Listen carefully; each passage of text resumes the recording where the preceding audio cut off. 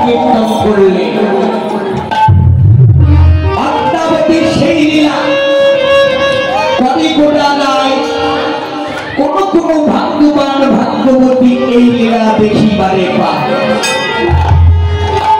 এই লীলা সবাই দর্শন করতে পারে না, যাদের গুরু কৃপা হয়েছে তারাই কেবল এই লীলাটা দর্শন করতে পারে। কোটি জন্মের থাকে ভাগ্য, বিষয় ছেড়ে কোনজন হয় বলি না। তো বিষয়টা কি? আমরা সব বিজ্ঞানীর মুখে, সব আলোচকের কাছে আমরা শুনতে পাই যে বিষয় ত্যাগ করতে হবে। বিষয়ের বস্তু থাকে কৃষ্ণ হবে না, যা বিষয়টা কি আমার দেহের ভিতরে থাকে না, এই পার্থিব জগতে থাকে। বিষয় কোন জায়গায় থাকে? বিষয় জরুরি জগতে নয়, বিষয়টা থাকে আমার মনে। এই মন থেকে যদি বিষয় যদি উচ্ছেদ করা যায়, নির্মূল করা যায়, তবে পার্থিব জগতে বিষয়ের মধ্যে থাকেও বিষয়টাকে আর জড়াতে পারবে না। যেমন পদ্ম পদ্ম জলে থাকে, কিন্তু জল কিন্তু ওই পাতাকে ডুবাতে পারে না। ততক্ষণ যাদের মনটা ভক্তি পত্রে পরিপূর্ণ হয়ে গেছে, গুরু গোবিন্দের ভজন সাধন করে এই বিষয়ের সাগরে সেই মন পবিত্র পত্রকে কখনো ডুবাতে পারে না।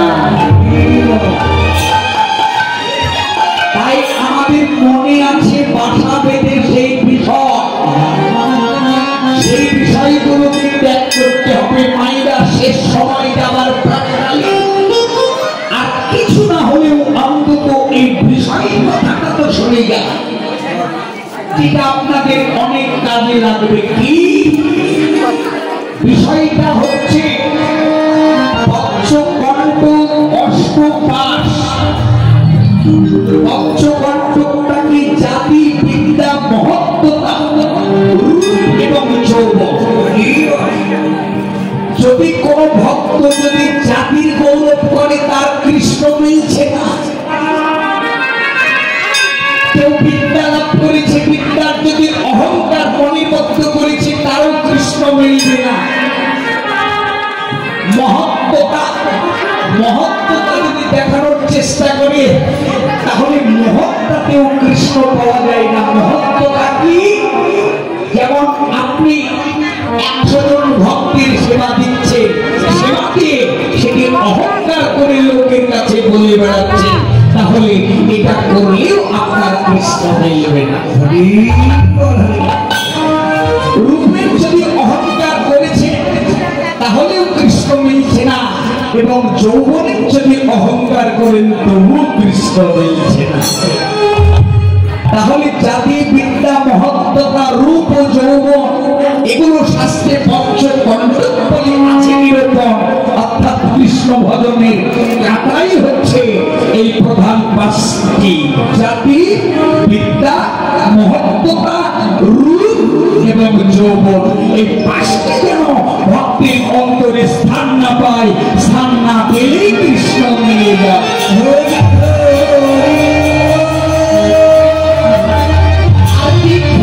লজ্জা, ভয়, সংখ্যা, জীবন, অষ্টপাশ হচ্ছে জাতি কুলশীল লইয়া।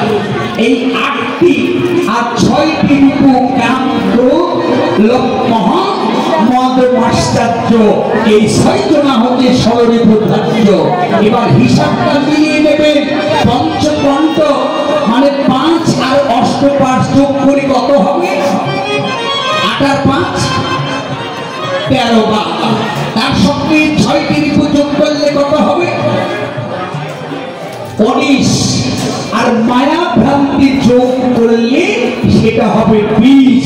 অর্থাৎ এই বিষয় 20 রসে দেহটা হয় জনার্দন। হরি বল, হরি হরি।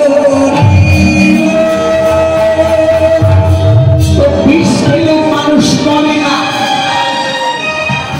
মরবার আগে যদি ডাক্তারের কাছে নিয়ে যাওয়া হয়, তাহলে মরবে না। এই বিষয়টা বিষয়টা যদি হৃদয়ে থাকে, বিষয়টা যদি জর্জরিত হয়ে থাকে, এই বিষের শোধন করা যায় কি দিয়ে? আত্মজ্ঞানামৃত দিয়ে করিলে শোধন। এই বিষ জ্বালা দেহ থেকে হবে নিধন। তাহলে আত্মজ্ঞান, এই জ্ঞানটা কোথায় পাওয়া যাবে? এই আত্মজ্ঞানটা পাওয়া যাবে গুরুদেবের কাছে, সাধু গুরু বৈষ্ণবের কাছে। ভক্ত সঙ্গ করে, সাধু সঙ্গ করে এই আত্মজ্ঞানামৃত দিয়ে যদি হৃদয়টাকে শোধন করা যায়, তবে বিষয়ের জ্বালা আর থাকবে না। আর এই বিষয়ের জ্বালা না থাকে, কৃষ্ণের পথে আপনি সহজেই যেতে পারবেন। হরিবল হরি কৃষ্ণ। তো বাবা, সময় আর নদীর স্রোত কখনো কাহার জন্য অপেক্ষা করে না। দেখেছি নিশি শেষ হয়ে যাচ্ছে, এই যে নিশি, এই নিশি বারবার সবার জীবনে আসবে কি? আসবে না। বাবা বাবা, কিন্তু আমাদের জীবনে যে কত নিশি এরকম আসছে, কত